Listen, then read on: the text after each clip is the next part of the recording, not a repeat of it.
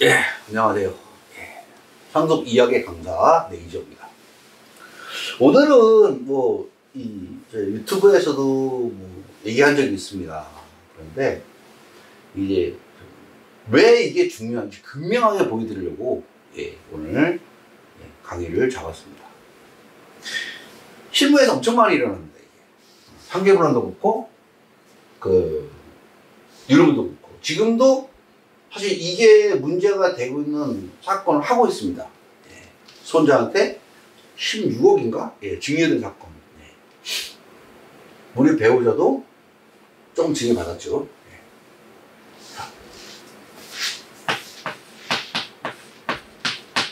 며느리와 손자에 대한 증여입니다.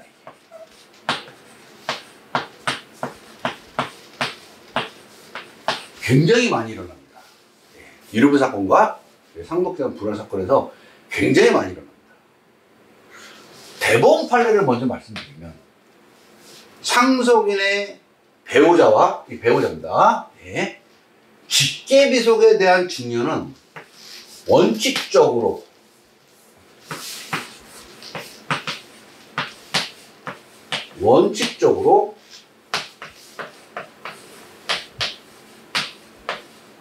상속인에 대한 증여로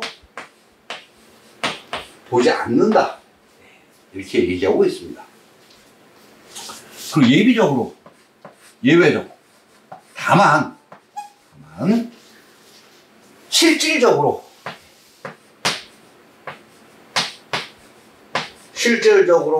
상속인에게 증여과 다름이 없다면, 이거를 상속인이 받은 걸로 본다. 이렇게 합니다. 애매모호합니다, 이게. 그럼 현실에서는 어떠냐? 실무에서는. 원래 안 보는 게 정상입니다. 이게 이상한 겁니다, 이게. 그래서 원래는 받은 사람은 가만히 있고, 이를 집어넣으려는 사람이 실질적으로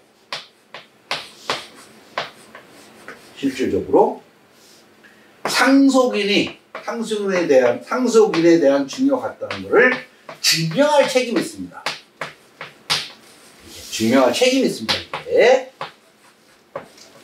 왜? 이게 원칙이니까. 예외적인 거는 실질적으로 상속인이 받은 것과 같다면 상속인에 대한 증여를 보기 때문에 실질적으로 상속인에 대한 증여가 같다는 걸 증명해 보라는 얘기입니다. 그래야 일로 간다는 거죠. 근데 실무에서는요, 대부분 그냥 이걸로 갑니다. 뭐라고 판결문에 나오냐? 며느리가 아니면 증여할 이유가 없다는 겁니다. 이게 말이 안 되는 거거든요, 사실은요. 왜? 이 판결문 자체가 며느리한테 대한 판결문입니다. 근데 며느리가 아니면 줄 필요 없다는, 이거 말이 안 되는 거거든요. 며느리에 대한 판결을 갖고 며느리니까 좋지, 그러니까 너는 상속에 준 거나 같다. 이거는 판결 자체가 잘못됐는데, 그럼에도 불구하고 판결문에 보면 피상속인이 며느리가 아니면 줄 이유가 없는 거로 보이는 점, 이렇게 판결문에 나옵니다. 정말 많이 나옵니다. 이게 문제가 있습니다. 그래서 실질적으로 경제적 공동 운명체다. 그럼 부부가 공동 운명체지, 그럼 따로 삽니까? 근데 판결문은 그렇게 나옵니다. 그래서 대부분 이쪽으로 갑니다. 이쪽으로. 그러나 이쪽으로 가기도 합니다. 실제로 저기 도곡동인가 양재동에 있는 건물이 빌딩이었는데, 요게 이제 며느리가 받았습니다. 며느리가 한 40%? 40% 정도 받았습니다. 요거를 아들과 분리시켰습니다. 이유는 뭐냐면, 딸이 원고가 상속 포기각서를 냈습니다. 나 어머니한테 이만큼 받았고 이번만 더 주면 다시는 내가 상속을 다 포기하겠다. 그래서 이 포기각서가 인증까지 받았습니다. 이게. 인증은 공중 사무실에 가서 받는 겁니다. 그러니까 법원이 보기에 며느리가 잘했습니다. 반면에 딸은 뜯어갔다고 표현하죠. 각서까지 냈습니다. 그럼 며느리 입장에서는, 그리고 어머니 입장에서는 딸한테 줄 만큼 줬습니다. 딸한테 상속 포기까지 각서까지 받았습니다. 그러면 침해 의사가 없다는 겁니다. 둘을 구분한 겁니다. 그래서 사실 이 법리적으로는 원칙과 예외가 입증 책임이 여기에 있지만 실무상에서 보면 그게 없습니다. 법리로 가는 게 아니고 정황으로 갑니다. 정황. 개별적 다정. 개별적 다정.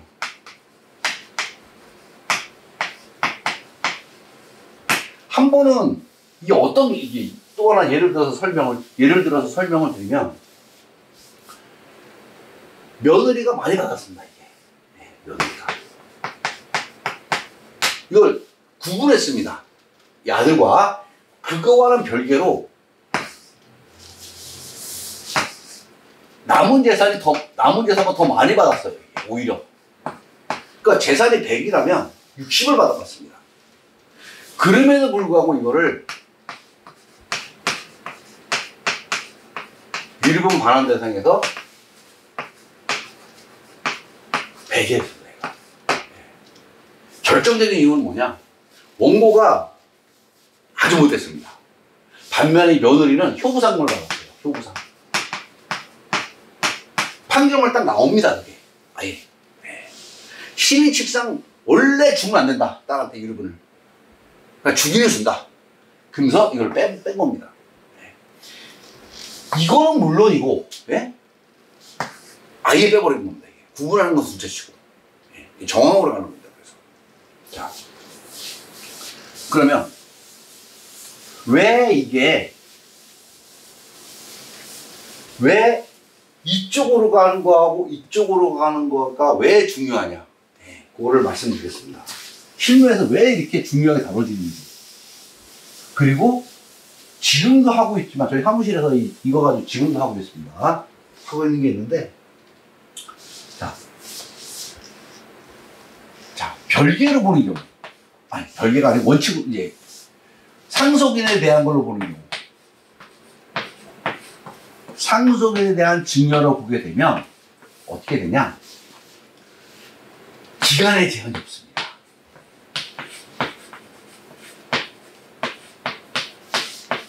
그리고 특별한 이유가 없으면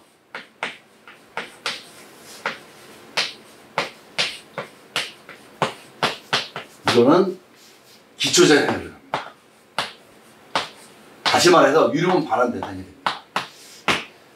일단 상속인이 받은 걸 보는 순간 그냥 유류분 반환 대상입니다. 그냥. 그래서 그만큼 유류분이 늘어납니다. 당연히. 근데 상속인에 대한 증여로 안 보는 경우 자 이렇게 되면 어떻게 되냐 민법 1114조로 갑니다. 이게 1114조는 두 개로 구성되어 있습니다.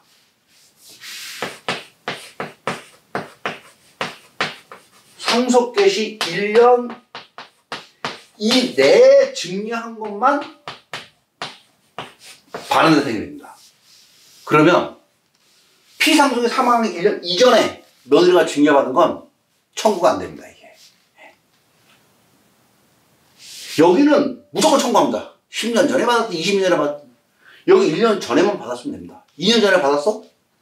그러면 반환 대상 아닙니다. 다 빠져버립니다. 자, 그러면 예외 조항이 있습니다. 유류분권자를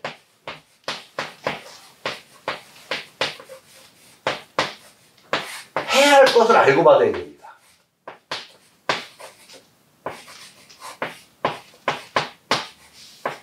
이런 경우는 포함이 됩니다. 이건 기간의 제한이 없습니다.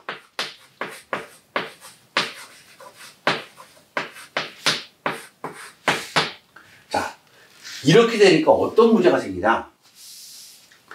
내가 유류분반환 청구합니다. 근데 법원에서 이걸로 가면 나는 그냥 증여사실 입증만 하면 됩니다. 그냥 며느리가 시어머니, 시아버지한테 받았다는 거 증명만 하면 됩니다. 그냥 손자가 받았다는 거 증명하면 그냥 받을 수 있습니다. 유럽은. 근데 일로 가버린다. 보통 이 이전에 증명다. 이 1년 이전에 증명한 겁니다. 근데 내가 이걸 증명해야 된다. 이거. 유럽문권자를 해야 할 것을 알고 증명한 거를 내가 증명을 해야 되는데, 문제는 원칙적으로 증여재산이 남은 재산보다 많아야 됩니다.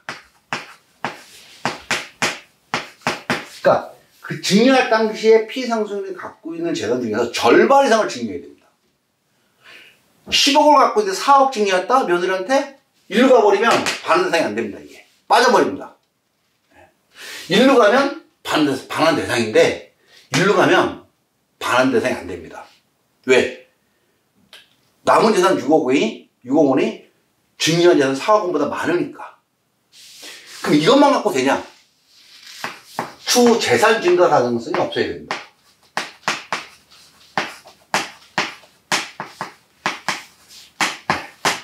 이런 문제가 있습니다.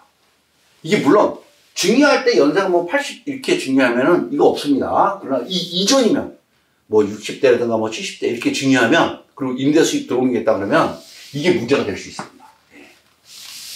이 이외에도 뭐 쌍방 가해의사,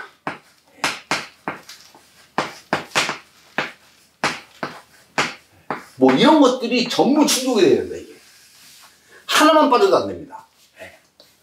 그러다 보니까 이게 일로 안 가고 일로 가버리면 유료문권자는 굉장히 불리해집니다. 일로 가버리면. 그래서 실제로 소송을 함에 있어서 이거와 이거 일로 가냐 일로 가냐 갖고 엄청 다툽니다. 대부분은 그런데 일로 갑니다. 일로. 근데 일로 가기도 합니다. 일로 가는 경우는 피고한테 유리하죠. 왜? 일로 가면 대부분의 그거는 빠져버립니다. 며느리가 받은 거, 손자가 받은 거는 유료문반에서 빠져버립니다. 실제로 근데 이제 왜 이런 문제가 나오냐? 피상속인이 증여할 때 사실은 이 증여세는 누진입니다. 이게. 그래서 상속인한테 5억, 10억 주는 것보다, 그러니까 아들한테 10억 주는 것보다 아들 5억, 며느리 3억, 손자 2억 이렇게 주는 게 세금이 줍니다. 누지게 세율이 올라가기 때문에 그렇습니다. 금액이 많으면 많을수록 세율이 올라가거든요. 그리고 기초공제가 되지 않습니까? 뭐 손자 같은 경우는 기초공제가 있고 며느리도 기초공제가 있고 그러니까 그러다 보니 이제 쪼개줍니다. 근데 이거를 일로 안 보고 일로 가버리면 이제 며느리하고 손자한테 증여한 것이 빠질 가능성이 대단히 높아집니다. 그래서 엄청 싸웁니다, 이거 갖고. 그래서 지금 오늘 말씀드리는 거는 왜 이거를 말씀드리냐. 지난번에도 말씀드렸지만, 저희가 부처 사건이 이게 40억대가 됐습니다. 40억. 며느리한테만. 40억인가 40억 누군가 됐습니다. 상속이 2명이다, 2명. 아들, 딸. 4분의 1이니까 10억입니다. 일로 가면 유류분이 10억이 줍니다. 일로 가면 유류분이 10억이 늘어납니다, 이게. 며느리가 받은 게 40억이니까. 그러니까 이걸로 가느냐, 이걸로 가느냐에 따라서 10억이 왔다 갔다 합니다. 그러니까 이래서 며느리와 손자에 대한 증여가 소송에서 굉장히 중요하게 작용을 합니다. 그래서 이제 오늘 이거 말씀드린 거는 이 부분에 대해서 너무 자주 발생하고 이것이 소송에 미치는 영향이 너무 크기 때문에 그래서 오늘 이 주제를 한번 잡아봤습니다. 지금도 저희 사무실에서 이게 지금 몇 건 있습니다. 이게 한 건만 있는 게 아닙니다. 이런 사건이 이게 지금 쟁점화되어 있는 게. 그래서 그러면 언제 일로 가고 언제 일로 가냐? 중요한 건 그거겠죠? 내가 피고 올 때 이게 좋고 내가 원고 올 때 이게 좋고 언제 일로 가고 언제 일로 가냐는 건 사실 정답이 없습니다. 예. 재판부의 시각, 정황, 뭐 이런 겁니다. 예.